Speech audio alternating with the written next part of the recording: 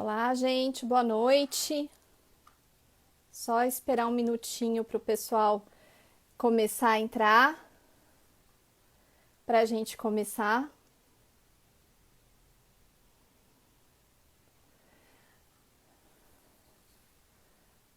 Mailu já chegou também. Sejam todos bem-vindos. Olá, Benito, Juliana. O Mai, até o Gustavo entrou. Roberta. Mas pede para entrar para a gente conversar.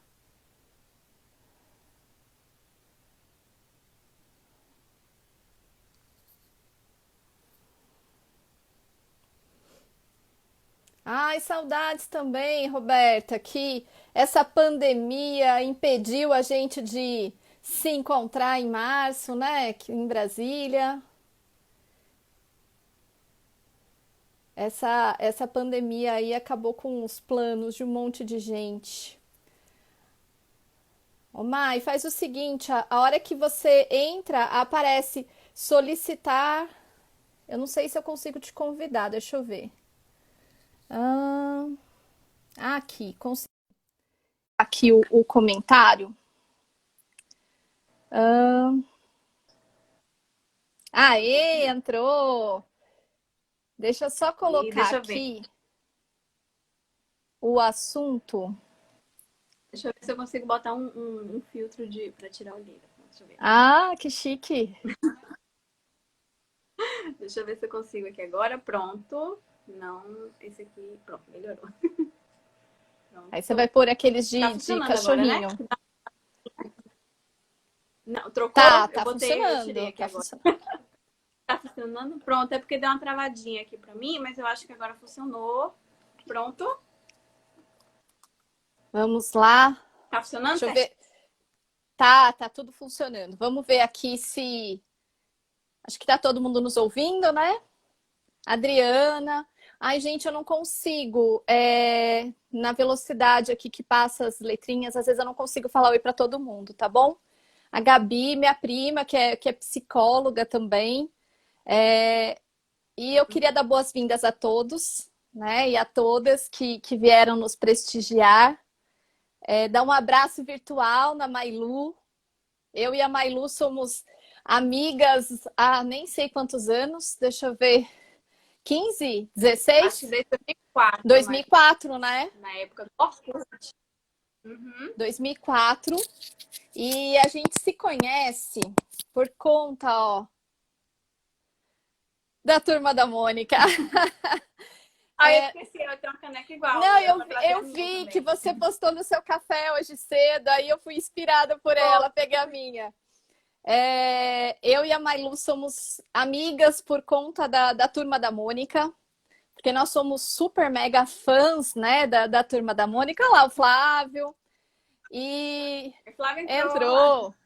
E nós temos um grupo de amigos, né, que sempre conversam. Começamos, nos unimos por conta dos quadrinhos da Turma da Mônica, mas na verdade a gente conversa de tudo um pouco. A gente desabafa, a gente conta nossos perrengues, né, Maia? É verdade. A Mailu tem o prêmio dos melhores áudios do WhatsApp. É verdade. Infelizmente, muitos, Então, muitos são impublicáveis, então vocês nunca vão tomar conhecimento, né? Porque realmente é muita cultura para que todo mundo tenha acesso de uma vez. O mundo não está preparado para tantos áudios da Mailu. Alguns só a gente lá do grupo mesmo que acaba tendo acesso. E eu vou até botar meu prêmio nos stories, a imagem do meu prêmio. é Do verdade, troféu, isso, né? põe. Depois que a gente terminar a live, vão lá nos stories da Mailu para E, vocês verem que o que eu tô falando não é mentira, né? Ó lá o Flávio dando risada, porque ele que te deu o prêmio dos melhores áudios. é, E a obrigada, gente, Flávia. apesar de ser amiga há muitos anos, acho que deu uma travadinha na Mailu. Voltou? Foi, tá travadinha? Voltou? Voltou. Voltou. Voltou. Aqui pra mim tá funcionando. É, funcionando? agora voltou. E assim, apesar da gente ser amiga há muitos anos, a gente nunca se encontrou pessoalmente, né? É uma das curiosidades que só a internet traz. A gente chegou aí, agora nem tanto, porque criança, filho e tudo mais, a gente não consegue mais conversar todo dia, mas a Mailu é um anjo, né? Que Deus também colocou na minha vida, porque ela foi que me auxiliou muito no meu pós-parto, na parte de amamentação. Eu aqui desesperada, e foi ela, o anjo, que me ajudou, que me fez depois fazer curso de doula, né? Na época ela era enfermeira, fazer curso de doula e ser doula pós-parto também. Então eu segui essa carreira inspirada aí pela Mailu para ajudar outras mulheres, porque realmente a gente acha que é super fácil e na hora H o negócio não é tão simples assim. E hoje a gente, na verdade, a gente faz tempo, né? Que... Fala, Mai. Acho que travou. Travou de novo aqui. Pera aí, rapidinho. Deixa eu só pedir. Abre aqui a porta. É porque é por causa do roteador. Deixa aberta, pode deixar. Pronto, eu deixei a porta aberta aqui do escritório, porque por causa do roteador, né? Do sinal. Eu acho que é isso que podia estar travando, que eu tinha encostado aqui. Mas acho que agora vai melhorar. Ah, agora melhorou. Agora não tá mais travando. Então a gente se conhece há muito tempo e a gente estava já há bastante tempo querendo conversar sobre alguma coisa. Quando o Mailu me manda uma notícia, né, com relação à forma como a imprensa trata as questões relativas a puerpério, como a gente tem essa... Hoje a Mailu é psicóloga, né? E como ela tem esse interesse pela maternidade, eu também, a gente estava conversando sobre a forma como a imprensa muitas vezes trata esses casos, né, de puerpério, e decidimos sentar e conversar e chamar vocês para conversar com a gente, porque realmente acho que tem muito a acrescentar para quem é da área do direito, porque a gente acaba tendo alguma coisa de psicologia jurídica, mas muito pouco, muito sucinto. E para quem é da área da psicologia, porque também acaba tendo alguma coisa de psicologia jurídica, mas muitas vezes não tem essa parte do direito um pouco mais profunda, né? Então, Mai, fale aí as suas palavras iniciais e a gente começa o papo. Então, primeiro de tudo, eu quero te dar parabéns, que hoje é seu aniversário, né? Gente, bota aí. Ah, então, meu presente de aniversário, gente. Bota aí, né? Todo mundo bota os emojizinhos de parabéns. Não vou cantar, não, porque eu canto muito mal. Mas, assim, ainda mais com o sinal oscilando. Não, vamos pular essa parte. Mas, assim, eu já tinha dado parabéns desde mais cedo para você. Já dei parabéns 2 vezes. Agora é o terceiro parabéns que eu tô te dando hoje. Então, eu tô avisando para todo mundo te dar parabéns também. Hoje é um dia especial, né? Sim, sem dúvida. Agora, vamos falar, mas vamos agora para um assunto que é um pouquinho mais denso, né? Que é mais complicado, que a gente vai falar sobre essa questão do puerpério, nesse aspecto, o que a psicologia fala, o que a psicologia perinatal fala em relação a isso, e quanto que essas informações podem vir a contribuir na área do direito. Porque, como a gente conversou antes, não só a mídia, muitas vezes acaba divulgando notícias com algumas informações equivocadas, quanto às vezes até outros profissionais não têm noção, assim, não tem não entende essas pequenas diferenças que ocorrem no puerpério. Todo mundo acha que tudo é depressão pós-parto, e depressão pós-parto é apenas uma das situações que pode vir a acometer a mulher nesse período do puerpério. Naquela notícia que a gente conversou, me chamou logo a atenção porque o jornalista colocou assim, que a moça, né, que teve essa situação, que houve um infanticídio, a moça iria ser avaliada se ela estava em puerpério. Como se o puerpério fosse algo patológico, e não é. Não assim, a mulher teve o neném, ela está em puerpério. Então, primeiro eu vou fazer algumas diferenciações de alguns conceitos que eu acho que é importante todo mundo, independente de quem é psicólogo, quem é profissional da saúde, quem é profissional da área do direito, todo mundo deveria ser mãe, ou pode ser que não, ou pode ser que você conheça alguém, uma gestante, uma puérpera. Então, assim, é importante a gente primeiro destrinchar, a gente comentar esses pequenos conceitos que muita gente acaba falando de uma forma errada, tá? Por que que eu vou diferenciar isso? Porque é interessante que, como eu era enfermeira antes, tem alguma diferença da enfermagem para a psicologia. Para a área de saúde, o puerpério é o pós-parto como um todo. Então, a gente na área de saúde, a gente aprende que a mulher teve neném no pós-parto, o puerpério é o puerpério imediato, tem uns termos, né?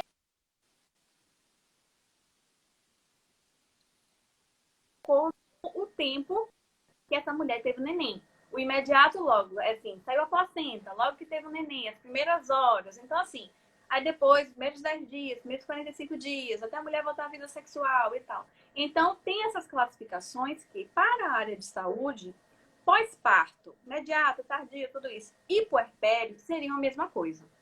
Para a psicologia perinatal, não. Por quê? O termo puerpério, para a gente da psicologia, ele está muito mais relacionado com algo que vem de dentro para fora. Então, essa mulher está no pós-parto? Está. Mas o puerpério, ele implica muito mais do que apenas a saída dessa placenta, a saída desse neném. O puerpério é esse conjunto de transformações que são hormonais, né, biológicas, fisiológicas, mas também emocionais, sociais, essa construção de papel de se tornar mãe. Porque também tem isso. Você não se torna mãe de uma hora para outra. Não tem um botãozinho mágico que você aperta e você virou mãe. Não é pegar o teste positivo de gravidez e descobrir que você é mãe.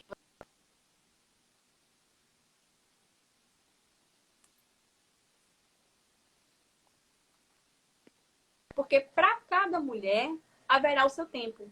A construção da parentalidade para cada mulher, para cada homem, para cada casal é algo muito particular. Então, o processo de puerpério, que é esse processo que essa mulher precisa assimilar, esse novo momento da vida dela, essa nova identidade dela enquanto mãe, é muito particular, é de dentro para fora. Então, obrigatoriamente, toda mulher que teve um neném está em puerpério. Por quanto tempo ela estará, não sabemos dizer. Mas não é patológico. Isso aí é parte do processo dessa construção. Teve um neném, é um período de pós-parto? É. Mas ela está vivenciando um puerpério que alguns autores, algumas literaturas vão dizer assim, é até o primeiro ano. Outros já vão dizer, não, é até o segundo ano. Então, assim, é muito particular. Mas é uma construção que toda mulher que teve um bebê está em puerpério. Então, o primeiro item da notícia que a gente tem que justificar, que a gente tem que explicar direitinho é isso. Não é que, será que ela estava em puerpério? Não, ela estava em puerpério. Agora, o que acontece? A notícia dá a entender, e muitas vezes você vai nos comentários e a gente acaba vendo que nos comentários na internet a gente tem aquele aspecto de que o anônimo acaba as pessoas se sentindo assim, com a permissão de falar o que não falariam pessoalmente. Então, o que acontece? Vem muito julgamento, vem um peso muito forte de que monstro, não, ela estava em depressão pós-parto. Como é que uma mãe faz isso com uma criança e tal? Então, o que acontece? Quando a gente acaba divulgando de uma forma errada, que um caso como esse, que na maioria das vezes praticamente não foi depressão pós-parto, a gente vai explicar direitinho quais são as situações que acometem a mulher nesse período. Mas assim, casos relacionados a infanticídio, geralmente eles não estão relacionados à depressão pós-parto. Eles estão relacionados à psicose puerperal ou outras situações que eu vou destrinchar mais um pouquinho. Mas eu quero explicar por quê. A gente tem um número muito elevado de depressão pós-parto. Eu até anotei aqui para não esquecer, para falar para vocês, que eu ainda vou explicar, mas assim, a média mundial de depressão pós-parto é de 19,2%. Nossa, é muito. No Brasil, no Brasil é 26,3%. Nossa. Então, nossa média... Mais de um quarto das mulheres sofrem de depressão pós-parto. A gente tem um número muito, muito elevado. E o que acontece? Isso a gente está fazendo estimativa por quê? Esses são os dados que a gente conseguiu ter acesso. Mas a depressão pós-parto ainda é vista como um tabu até hoje. Se fala mais sobre isso, se fala. Mas para uma mulher admitir que ela está infeliz com a maternidade, para ela admitir que ela está, às vezes, com dificuldade de se vincular com a criança, o que vai acontecer? Ela vai ficar num processo de culpa muito grande, porque a gente ainda vive uma maternidade muito idealizada. Hoje, já se melhorou mais isso, porque assim, com as redes sociais, a gente tem um movimento da hashtag aí maternidade real. Isso é bom, né? Isso é ótimo, porque a gente tem que compartilhar que realmente a maternidade não é toda perfeita, não é toda cor-de-rosa, como muitos pintam. Mas também essa questão da rede social também dá um espaço, como eu falei, para o anônimo, para os fakes, né? Para essas pessoas que se sentem no direito de comentar, de falar, de humilhar, de ainda assim causa constrangimento. Mas voltando para a vida real, saindo da internet, para a mulher falar sobre isso com a própria família é muito difícil. Então a gente tem esse dado aí, 26,3%. Mas provavelmente o número é Maior. ainda maior. Porque nem todo mundo vai se sentir à vontade para falar E é sobre aquela isso. coisa, né, E Mai?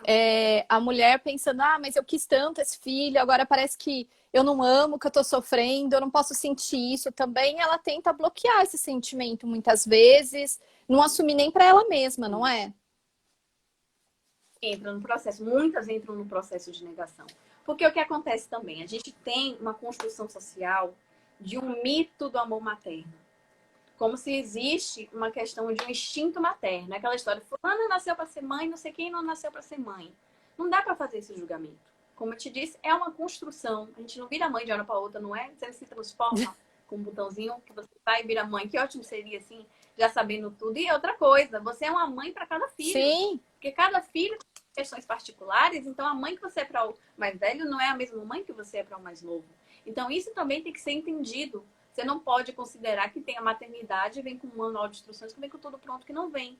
Então, a depressão pós-parto, ela está muito relacionada a uma grande frustração, a uma grande decepção, seja com a questão do filho, seja com o seu próprio papel, a sua própria forma de exercer essa maternidade. Porque às vezes você idealizou demais, às vezes ela não foi planejada, às vezes você e o seu parceiro se separaram durante a gestação. Então, assim, tem uma série de fatores que a gente considera fatores de risco, né? A questão socioeconômica influencia também. Como é que tá essa mulher? Está desempregada? Não está? Ela vai voltar para o trabalho? Não vai? Ela tem rede de apoio? Não tem? Ela fica sobrecarregada? Quantas jornadas de trabalho essa mulher tem? Outra questão.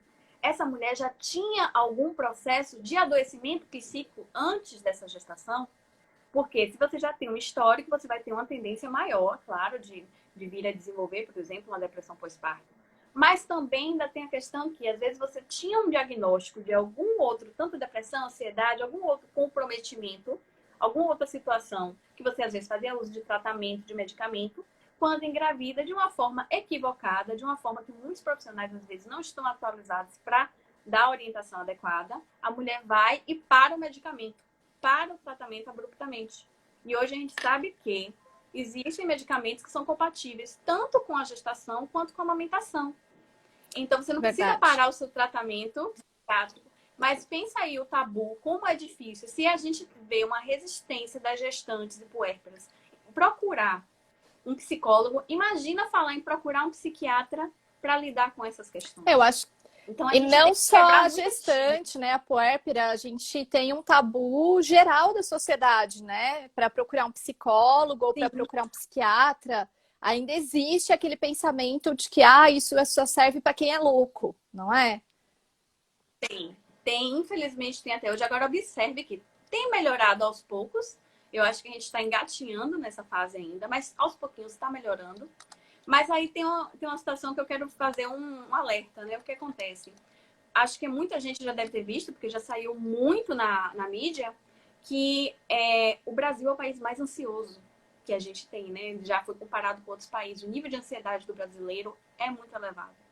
E com essa questão agora de pandemia, a gente já tem um monte de estudo e um monte de matéria saindo, divulgando justamente como que a saúde mental das pessoas, das mães principalmente, que estão agora sem rede de apoio, estão inseguras com essa situação toda de Covid, com medo de ficarem comprometidas na sua saúde, porque gravidez, pós-parto, é grupo de risco também. Então, assim, vem o medo, vem a insegurança, vem os fatores econômicos, vem a falta de rede de apoio. Tudo isso vai juntando para aumentar o risco de você vir a desenvolver algum tipo de agravo, algum tipo de situação na sua saúde mental.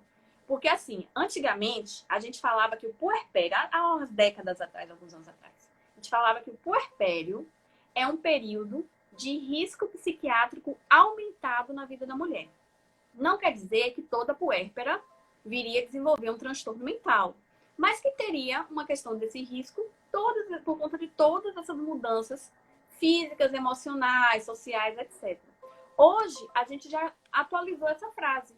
A gente já considera que não é o puerpério, mas o ciclo gravídico puerperal, um período de risco psiquiátrico aumentado na vida dessa mulher. Por Por conta conta dos dessas mudanças. hormônios. junto ao hormônio, tem a questão, né, fisiológica, com as questões psicológicas, né, emocionais, e também as questões sociais, como eu falei, essa mudança de papel, as questões econômicas da família, foi planejado, não foi, tudo isso. Então, assim, nunca um transtorno mental, ele é aquela coisa causa e efeito. Eu desenvolvi depressão só por causa disso. Não. A gente tem os fatores que nos protegem e tem os fatores de risco.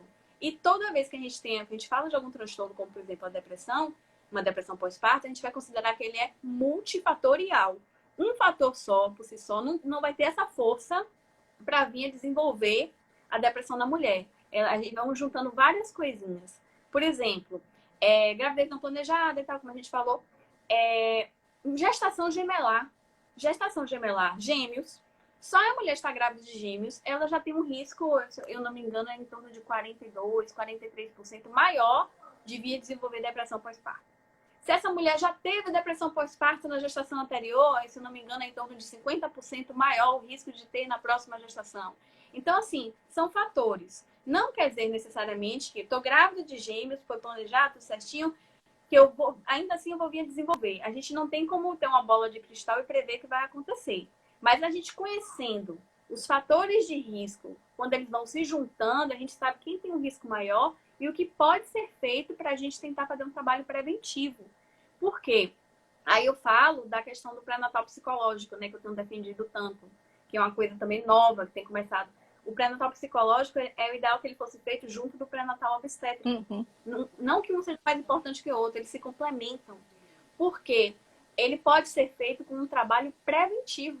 Você não precisa necessariamente já se sentir adoecida, triste, estressada, ansiosa na sua gestação, no seu pós-parto, para procurar ajuda. Você já pode procurar antes como um trabalho preventivo, visando o seu bem-estar e também o vínculo com a criança. Ô Mai, deixa eu te perguntar uma coisa. Eu tenho um grupo em que várias mulheres que são do direito, que são do processo, discutem sobre processo, né? Mas vira e mexe o assunto chega em outros temas, muitas vezes temas ligados ao feminino, porque efetivamente as pessoas se sentem à vontade ali no grupo, a gente tem uma amizade para discutir sobre essas questões. E hoje, até por ser o meu aniversário, né? Uma das meninas que estão lá no grupo fazia parte aí do meu círculo de apoio no momento que eu tentava engravidar. Então a gente se conheceu por conta disso.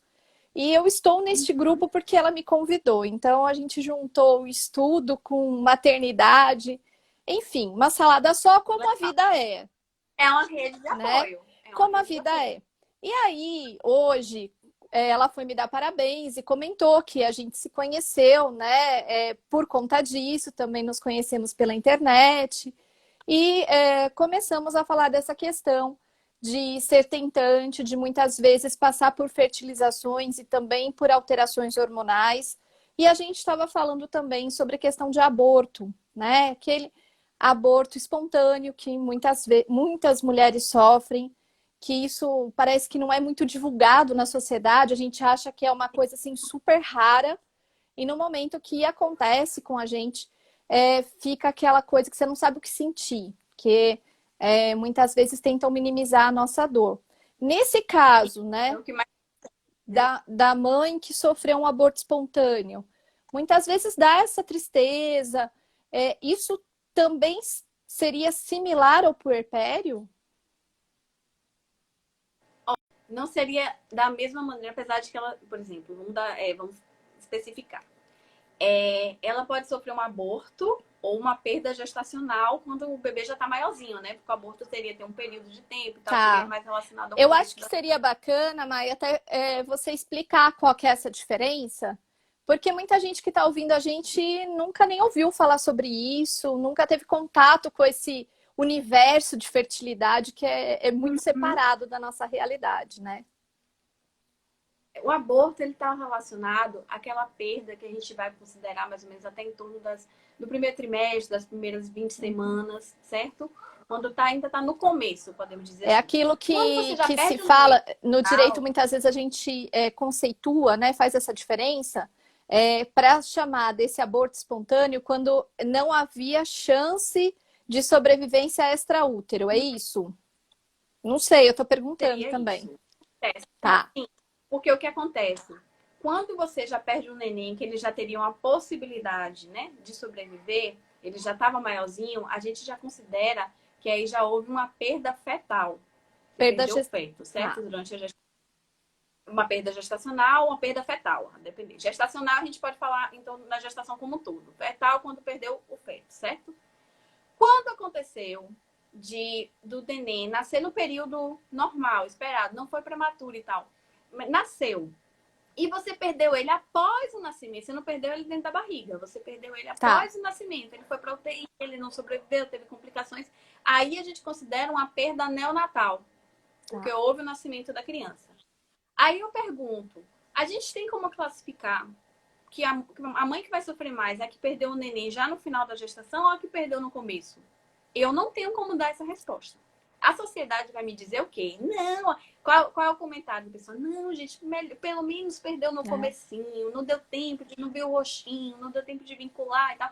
Gente, a gente não pode fazer esses comentários. Eu sei que às vezes as pessoas têm a vontade de querer minimizar, querer ajudar no sofrimento, mas a gente não tem como definir qual mãe está sofrendo mais, porque a dor é única, é de cada uma. Então a gente tem que respeitar aquela mulher que perdeu no primeiro trimestre e a mulher que perdeu o neném já com 9 meses, já com 40 semanas, já recém-nascido. A gente tem que respeitar a dor de E, todas elas da e a mesma forma. alteração hormonal vai acontecer nas duas situações, né? Tanto no nascimento, Exato. em que há a vida do bebê, quanto no caso da perda gestacional, da perda natal, quanto no caso de um aborto, né? A gente vai ter Aí o que acontece? aquela baque de hormônios do Uhum. mesmo jeito, não é?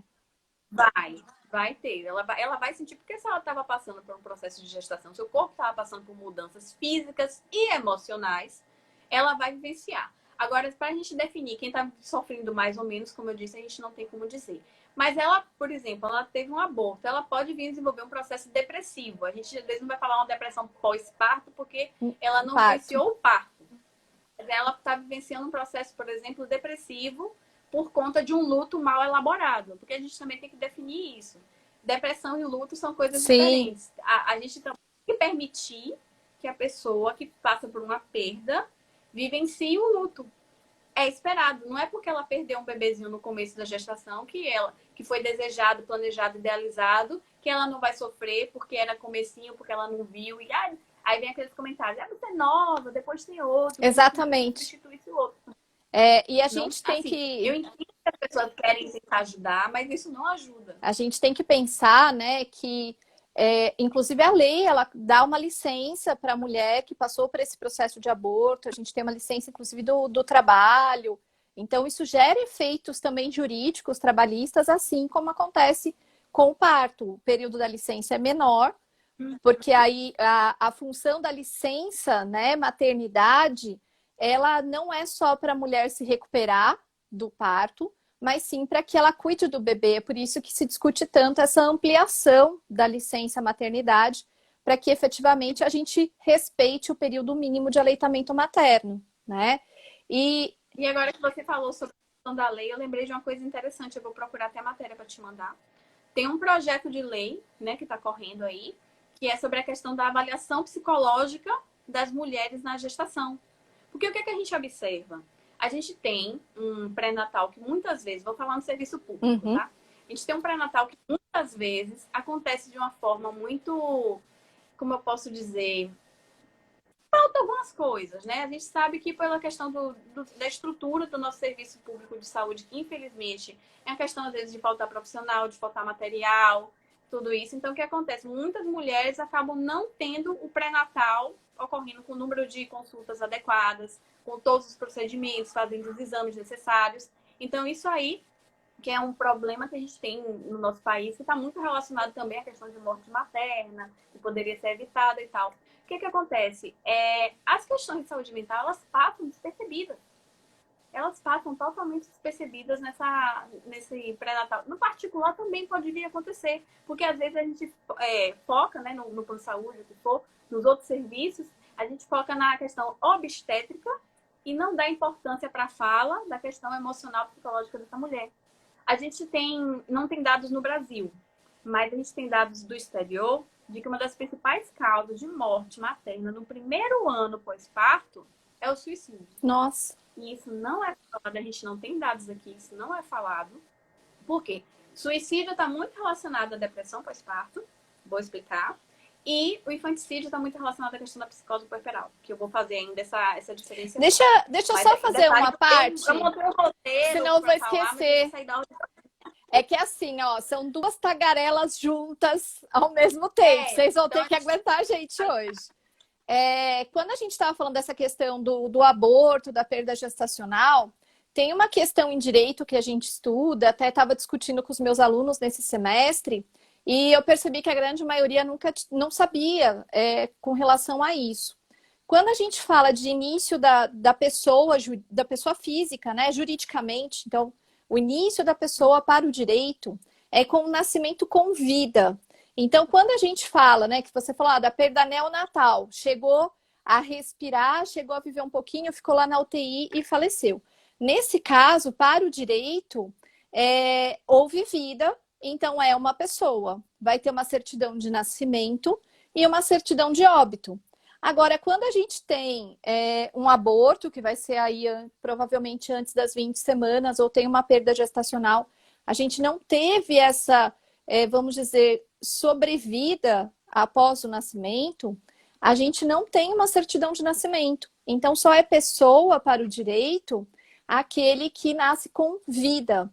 E bem interessante, nesse ano, agora em 2020, saiu uma notícia de uma situação em que se permitiu, num cartório de registro civil, não nascimento como pessoa, mas só de registrar que houve, né, esse aborto como forma de privilegiar essa mãe que não teve o seu filho. Não para efeitos jurídicos, porque o que implica isso no direito?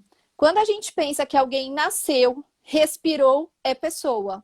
Se a gente pensar na questão de sucessões, de transmissão de bens, por exemplo, imagine que um dos pais já tivesse falecido. Se respirou, né, nasceu, deu aquele chorinho, foi para a UTI neonatal, morreu, ou morreu ali na hora. Ele recebeu os bens do pai pré-falecido e transmite para a mãe, porque a mãe é herdeira do filho. Agora, se nesse momento ele não chegar a respirar, ele não vai ser pessoa para o direito. E aí esse patrimônio que pertencia ao pai não vai passar para ele e ele, por consequência, não vai transmitir para ninguém. Então, no direito, isso também traz algumas implicações. E é interessante porque as ciências elas vão se intercalando, apesar de muitas vezes a gente não ver, né? E aí você... Aí eu te jogo um comentário, um questionamento. Eu entendi essa visão do direito, mas aí para a psicologia, quando é que eu falo que essa criança, esse filho, esse ser, existiu ou não para essa mãe? Como é que eu vou determinar Pois é, isso? como que a gente vivencia esse luto? E olha que interessante, que a gente trabalha com o conceito de que muitas vezes, quando é que esse filho existe? Às vezes ele existe antes mesmo da concepção.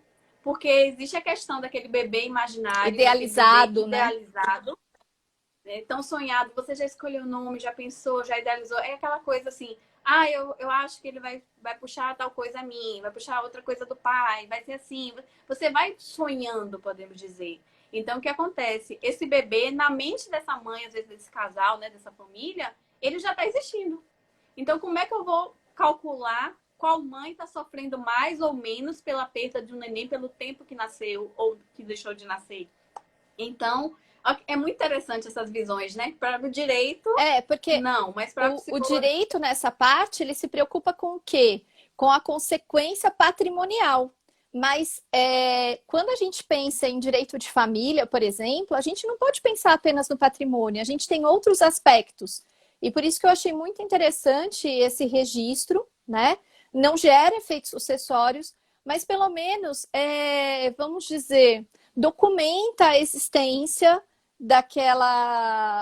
daquele bebê, daquele feto, por um espaço de tempo. E eu acho que isso psicologicamente para a mãe, né, tendo lá um documento de que existiu alguém ali, talvez isso ajude nesse processo de luto, né? Até porque a sociedade muitas vezes efetivamente minimiza esse luto.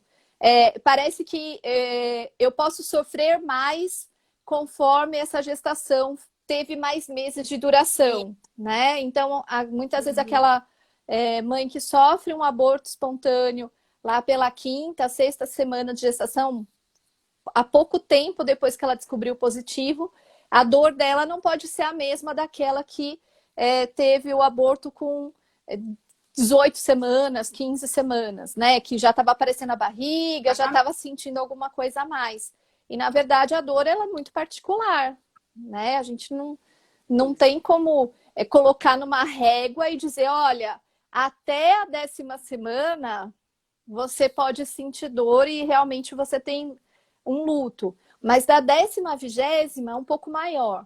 A partir da 20ª é que realmente você está sofrendo. Não é assim, não dá para a gente classificar dessa forma, né? Inclusive, a gente também, muitas vezes a gente fala da mãe e esquece do pai. E o pai também não vivencia esse luto. A família toda, né?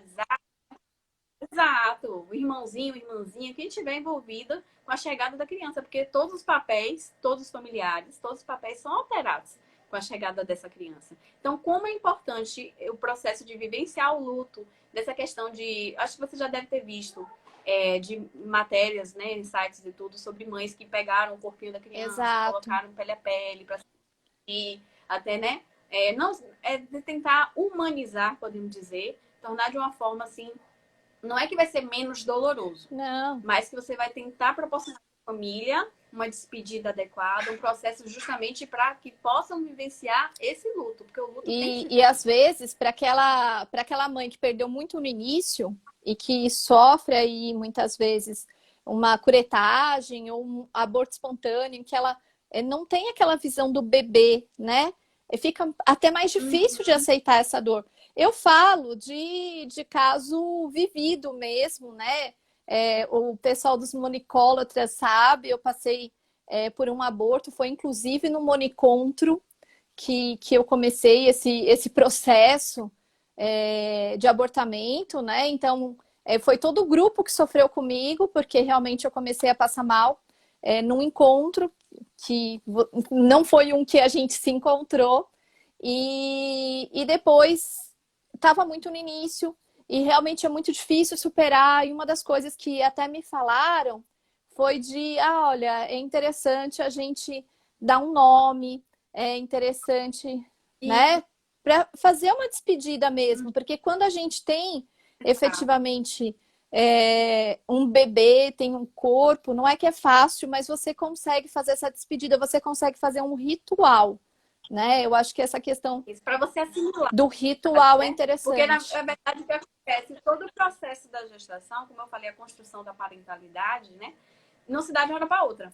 Então, assim, você tem, mesma forma que o neném está ali sendo formado, bonitinho, se desenvolvendo fisicamente, neurologicamente, todo esse aspecto dentro da sua barriga, a mulher está se construindo ali, está se formando enquanto mãe. Então, lógico que para algumas mulheres, como eu falei que a gente não tem como medir, para algumas mulheres perder bem no comecinho, pode ser que ela consiga lidar melhor, podemos dizer assim, que foi doloroso, foi traumático e tal, mas ela pensa que ela consegue assimilar melhor, justamente porque estava no começo. Para outras vai ser devastador.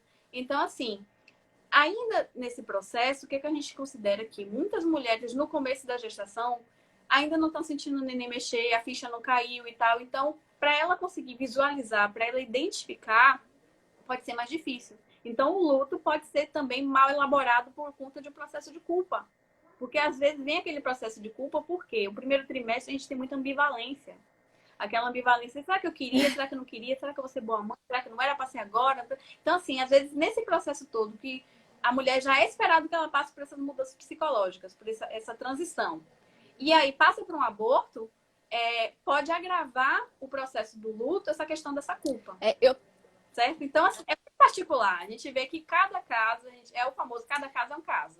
Porque o acompanhamento psicológico, desde aquela mulher que está tentando engravidar desde antes, até a mulher que já teve o neném, em todas essas fases, a gente tem muito conteúdo para ser trabalhado em terapia. E eu estava fazendo aquele curso do luto do Alexandre Coimbra Amaral, sim, e eu achei muito interessante a diferenciação que ele fez da depressão para o luto. Porque ele falou assim, a depressão é um estado de tristeza mais ou menos linear. Às vezes até tem uma melhora e uma piora, mas é uma coisa que não tem uma diferença muito grande. O luto, ele é É um padrão. muito forte de uma vez, depois de um tempo até passa, mas de vez em quando esses episódios de dor intensa voltam, então é mais intenso. Ele é por um período muitas vezes menor, mas ele é mais intenso.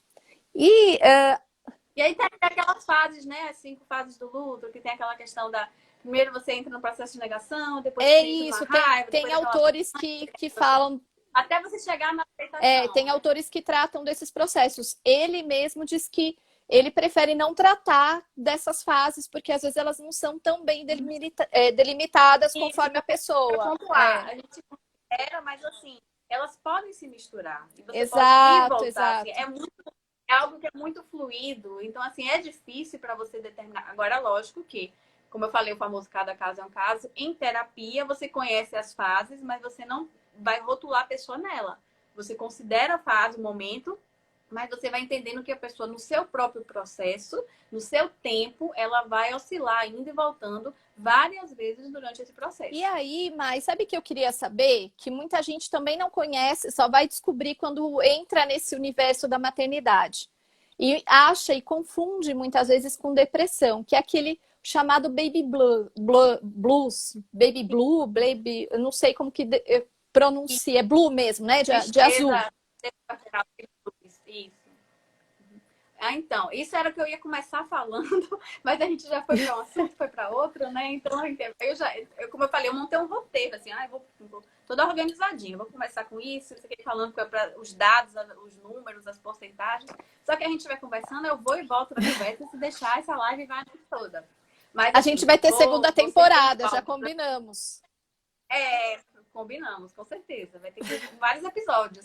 Mas, então, é interessante porque isso vem muito com aquela questão da matéria, sobre a questão de alguns erros que alguns profissionais às vezes saem na mídia, que as pessoas acabam interpretando errado e tal. Então, assim, dentro do período do puerpério, eu só vou citar para você ter uma ideia a quantidade de situações que podem vir a cometer uma mulher, uma puérpera. Em primeiro lugar, estresse, ansiedade, né? Os transtornos de ansiedade. Aí vem transtorno de humor, entraria a questão da depressão pós-parto, propriamente dita. Baby blues, que ela é uma tristeza transitória, que eu vou explicar, mas que não chega a ser um adoecimento, um transtorno, mas que a gente vai falar sobre isso. A psicose puerperal, que é o mais grave. E a gente ainda tem outras situações que podem vir a cometer a mulher, como um estresse pós-traumático em relação ao parto. Tocofobia, que é uma fobia específica, um medo especificamente do parto. Quando eu falo, não é aquele medo de, eu vou sentir dor, eu tô com medo. Não, é uma fobia, né? Então é um medo específico, um medo muitas vezes numa proporção muito maior, paralisante, irracional, mas que eu não vou nem chegar nesse assunto aqui hoje, porque senão a gente vai. A temporada vai ser toda essa noite. A gente vai ter, o pessoal vai ter que maratonar os episódios. Mas, então, além disso, ainda tem também, que não é muito falado, pregorexia, transtorno alimentar no período da gestação. Não é anorexia, é o preg de pregnant, de gravidez, de pregnancy, né? Pregnant, grávida, pregnancy, gravidez. Então, o que acontece? A gente tem uma série de situações que podem vir a cometer a saúde mental dessa mulher na gestação e pós-parto, como eu falei. O ciclo gravídico puerperal é uma caixinha de surpresas, é um período de risco psíquico, risco psiquiátrico aumentado. Todas vão ter? Não, mas existe a chance maior. Mas a gente vai juntar agora, a gente vai falar especificamente dos três nessa situação, que todo mundo junta os três em uma sopa só e fala que não, isso aqui é depressão pós-parto, e não é. Que é o baby blues, depressão pós-parto e psicose puerperal. São os três são misturados e acabam recebendo o título, o rótulo só de depressão pós-parto. Então, o que acontece? Baby blues. Baby blues, ela é uma tristeza, como eu falei, ela é não chega a ser um transtorno. Seria um distúrbio, podemos dizer assim, uma situação, um episódio de um caráter transitório, certo? Que muitas vezes vai acometer em torno de 50 a 80, há quem diga até 85%, mas vamos considerar até 80% a maioria das puérperas, a maioria das mulheres no pós-parto. Só que, como eu falei, é transitório. Da mesma forma que ele vem, ele vai embora. Então, muitas mulheres passam pela situação, ou elas não falam sobre isso, ou elas nem se dão conta que passaram pelo baby blues. Porque não é tão divulgado. Então, o que acontece? Às vezes você pensa, nossa, eu tive isso, eu não sabia que eu tive isso no meu pós-parto. O que é o baby blues, né? Coincide com aquele período que você saiu do hospital, em torno do terceiro, quarto dia. É o período, tem um aspecto biológico, fisiológico, porque está relacionado também a essa retirada da placenta e essa mudança abrupta, hormonal, que seu corpo está vivendo no comecinho do seu pós-parto. E aí você volta para casa, você se vê em casa pela primeira vez com o bebê. Aí começa a privação de sono, bebê chorando, uma certa insegurança, a questão de amamentação, todas as pequenas coisinhas, essa falta de rotina, esse pequeno caos. Eu costumo falar que o pós-parto é um caos delicioso, mas é um caos. Então, o que acontece? Todo esse processo de começar a perder noite, de começar a amamentar, de se ver agora como mãe, e como eu falei, pode ser primeiro, segundo, terceiro filho, o que for. Para cada filho você é uma mãe. Cada puerpério, cada vivência de maternidade é singular, é única.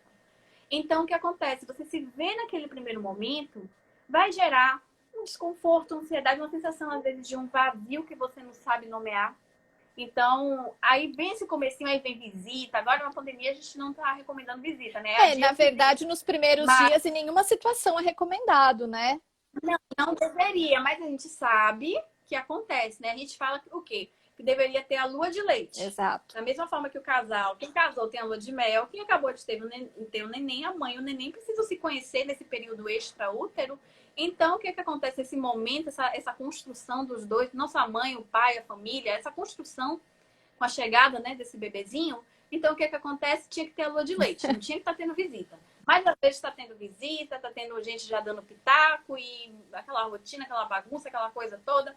Então, esse caos, toda essa transição emocional, fisiológica, tudo isso pode levar a mulher a sentir esse descontentamento, essa tristeza, essa angústia. E isso entraria como essa característica do baby blues. Como é que eu sei que realmente não é um processo de depressão ou algo maior? Por quê? É uma tristeza que ela vem e volta, vem e vai por conta própria. Ela não vai voltar depois. Você passa como se fosse um ajustamento, uma adaptação, dura esses primeiros dias. Vamos botar que dura em torno de 10, 15 dias, esse comecinho. Depois, a mulher, com o passar dos dias, apesar do cansaço, da privação de sono, da rotina puxada, ela vai se sentir melhor em relação a esse bebê, ela vai conseguir vincular melhor com essa criança, exercer os cuidados maternos de uma forma melhor. Então, muitas passam por isso, mas seria uma adaptação, passaram pelo baby blues e nem sabiam que estavam vivenciando essa situação. E nesse caso, Mai, a gente poderia dizer que também é um estado puerperal? Por exemplo, porque assim, a gente tem, que a gente comentou aqui do infanticídio, mas a gente não explicou, né? A gente tem uma previsão lá no Código Penal, tá? Que seria uma forma, uma modalidade especial de homicídio, que é o infanticídio. Então, nesse infanticídio, quem pratica esse crime é a própria mãe, né? E a lei diz que quando a mãe ela comete esse crime contra o próprio filho, no estado puerperal, a pena ela vai ser diferenciada. Então, só para vocês terem ideia, a pena mínima para um homicídio é de 6 anos de reclusão. A reclusão é aquele tipo de pena em que a pessoa efetivamente vai ficar presa, né? Vai ficar privada da sua liberdade. Quando a gente fala de infanticídio, essa pena ela é bem menor, ela é detenção, então ela permite outros tipos de pena além da privação de liberdade. E o prazo também é bem menor, que vai ser de 2 a 6 anos. Então, a pena mínima é de 2 anos de detenção. E a lei ela não conceitua o que é esse estado puerperal. Por isso que a gente está aqui também conversando sobre isso. Esse Então, baby blues também poderia ser esse estado puerperal? A baby blues, apesar de ocorrer no puerpério, ela não está relacionada a essa questão do homicídio, do suicídio, Perfeito, nada obrigada. disso. Ela é uma situação, então, logo para deixar claro, até 80% das mulheres, em média, pode passar por isso. É uma transição, é uma adaptação, uma tristeza, uma angústia, ela pode até ficar nervosa, irritada com o choro do bebê, ter uma alteração do humor, pode acontecer. Mas ela não vai vir a executar nada nessa proporção.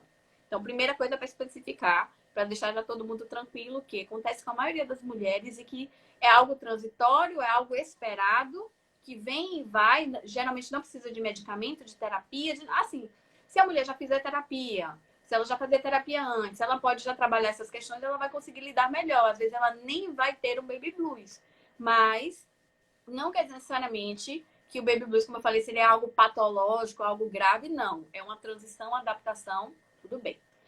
Aí, essa foi a primeira questão. Aí, o que acontece? Agora que a gente vai ter que A fazer diferença. a super diferenciação, que é depressão pós-parto e psicose puerperal, que é o risco, assim, porque o que é que acontece? Quando a mulher tá vivenciando baby blues, quem tá de fora que não conhece vai falar é depressão pós-parto. Mas vai pensar que é uma depressão leve, uma coisa assim, porque foi, passou sozinha. Então, assim, é diferente. Já quando a gente vê numa situação mais grave, um caso desse, como a gente viu, do infanticídio, todo mundo pensa que aí é uma depressão propriamente dita. Não, a gente tem que fazer essa diferenciação direitinho. O que é que acontece? O detalhe que eu quase derrubei aqui. Deixa eu ver, mas tudo bem. Porque agora eu vou diferenciar direitinho. O que acontece? Isso a gente falou do baby blues os primeiros dias após o nascimento da criança. Depressão pós-parto e psicose puerperal, elas não começam nos primeiros dias. Elas começam em torno lá pela terceira semana de pós-parto. Se a mulher apresenta depressão antes desse período, é porque ela já estava deprimida na gravidez. Então é importante a gente diferenciar por quê. A gente fala depressão pós-parto, mas a gente poderia chamar, muitos autores já estão chamando, como depressão perinatal. Peri, né? Tudo ao redor, peri ao redor do nascimento. O que acontece? A maioria, ou por exemplo, muitos casos de depressão pós-parto, os sintomas começaram na gestação, mas passaram despercebidos ou foram ocultados, escondidos pela gestante, por aquele processo que a gente já falou, de culpa, de vergonha, de não querer falar que não está feliz com a maternidade e tal. Então, assim, pode acontecer da mulher logo no pós-parto, ela já está deprimida, não ser baby blues? Pode. Se ela já estava deprimida antes. Porém, a depressão pós-parto que a gente fala, avisou aqui 20% de bateria. Não, mas ó, a E gente tá tá nos últimos 10 minutos também, viu? Vai dar certo, tá nos últimos 10 Pronto, minutos. então vai ser a gente vai fechar com É. a certo. Porque eu esqueci desse detalhe do tempo, da bateria, né? Mas tudo Não, bem. mas tá acabando. Os capítulos da nossa live. Não porque a gente quer, mas Tudo porque bem. eles vão cortar a gente daqui a pouco. Eu sei. Então a gente vai terminar justamente fazendo essa diferenciação. Mas foi bom que a gente já falou várias outras coisas antes. Mas o que acontece? Ela geralmente começa em torno lá pela terceira semana. Ela tem alguns sintomas parecidos com a baby blues? Tem. Mas é uma proporção de intensidade muito maior do que o do baby blues. E ela não passa sozinha com o passar dos dias. Ela pode ter altos e baixos, mas ela vai se seguir por dias, semanas, até meses. Tem casos de depressão que cronifica por anos, certo? Então, o que é que acontece? A gente fala, depressão pós-parto pode começar a partir da terceira semana, certo? Mas o pós-parto, o puerpério, como eu falei, na verdade, o puerpério, quando a gente não tem uma data de começo, meio e fim, ela pode ter depressão pós-parto ao longo de todo o primeiro ano após o nascimento da criança. Então, teve depressão, a criança já estava com um aninho, já estava perto de fazer um ano, ainda assim se caracteriza, tá? Que o diagnóstico de depressão se caracteriza, sim, como depressão pós-parto. O outro chegou aqui para me dar o tchau, mas então, aí que ele tá de longe, ele só observando. O que acontece? Como eu falei, vai além daquela tristeza, daquele vazio, daquela oscilação de humor, privação de sono. Essa mulher já passou tempo, ela não tem mais interesse pela vida sexual. Ela começa a ter uns pensamentos, além da culpa, ela começa a ter uns pensamentos. Ó, isso que é interessante a gente diferenciar. Na depressão, ela começa a ter uns pensamentos, muitas vezes, de ideias que a gente chama de ideação suicida.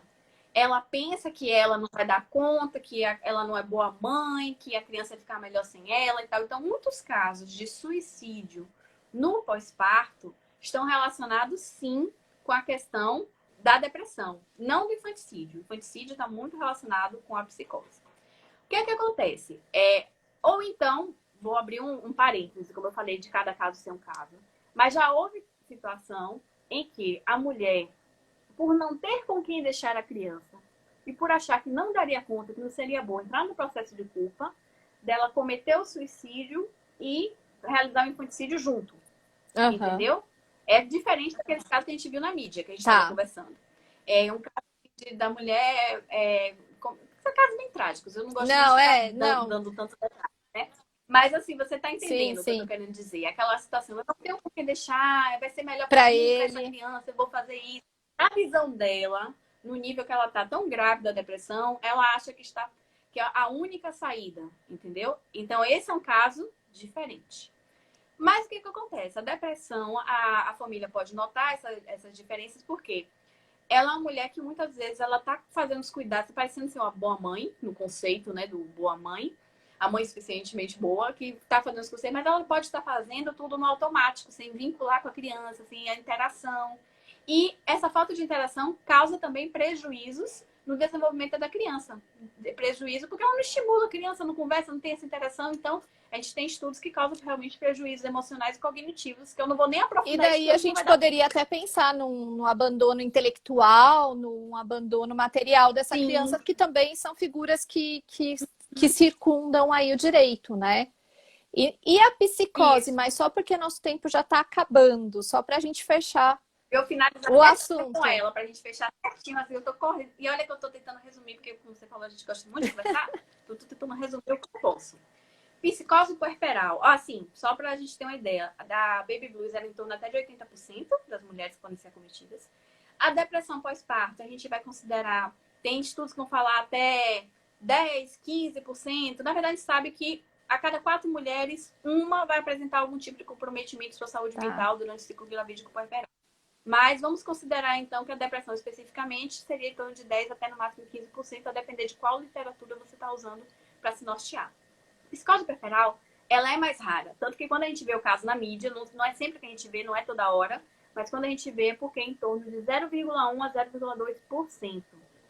Ela parece algumas questões com a depressão, que o pessoal pode confundir por conta disso, mas a diferença é que é psicose. Essa mulher sai da realidade. Ela tem ideia delirante, ela pode vir a ter alucinação. É diferente da mulher que estava naquele quadro ali da depressão, desse processo de culpa, de achar que não dá conta, da maternidade. Não. Então, o que acontece? Quando a gente vê muitas vezes esses casos de infanticídio, ela às vezes não se deu conta de que ela estava Tá. cometendo aquilo com aquela Aí, criança. Às vezes não talvez, é Mai, nem. pensando na parte jurídica penal mesmo, talvez nem fosse o caso do infanticídio mesmo. Fosse o caso de uma pessoa que está totalmente privada da sua capacidade mental ou intelectual. Aí cairia lá no caso que a gente chama de inimputabilidade do artigo, está prevista lá no artigo 26 do Código Penal, que é aquela pessoa que ela vai receber uma medida psiquiátrica ao invés de uma prisão, né? É, Aquela outra matéria que você compartilhou, a segunda matéria que você botou o print, falou que a mulher que cometeu, né, a uhum, situação, ela fazia uso de medicamentos. Aí eu abro o parênteses para duas situações. Primeiro, por exemplo, um caso de um transtorno bipolar, ela vai ter um risco muito mais aumentado de desenvolver uma psicose puerperal do que outras pessoas da população geral.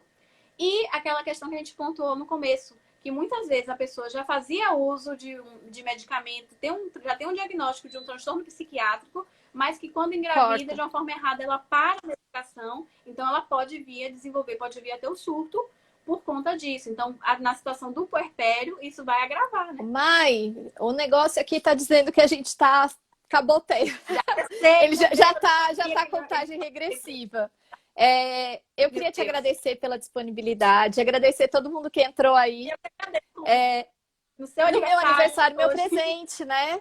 A gente já se encontrou, gente, inclusive no Gibi. Nós estamos lá na mesma página, né? Vou botar também, vou Ah, botar o eu print vou, eu da vou pegar o gente. meu aqui também, vou postar lá na minha timeline, que eu acho que aqui no Instagram não tem. Olha lá o Ricardo também. Mas Eu tô vendo lá, tem Ricardo Flávio, muitos tô vendo agora. elogios. É uma pena que eles se apaguem depois, mas tá, ó, live É, maravilhosa, tema maravilhoso. Então, acho que todo mundo curtiu minha mãe. muito. Ah, eu vi a torcida da mãe também.